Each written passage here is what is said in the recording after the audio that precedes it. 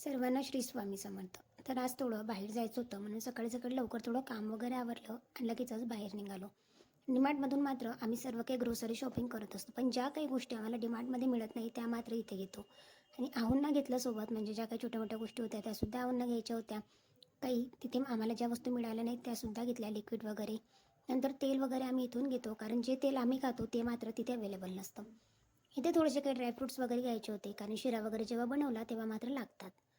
नंतर आहोंकडे होती बास्केट म्हणून ते घेत होते. नंतर छान असा किराणा घेतला, छोट्या मोठ्या गोष्टी होत्या 2-3 राहिलेल्या. फ्लावर्स वगैरे घेतले होते, कारण लागतातच पूजेसाठी मला. लगेचच घरी आलो आणि आहोंनासुद्धा जॉबला जायचं होतं. संध्याकाळी लगेच इथे छान अशी देवपूजा झाली आणि संध्याकाळीसुद्धा मी अशी हे फुलवात लावत असते, ज्याच्यामुळे घरामध्ये छान आणि अगदी प्रसन्न वातावरण होतं.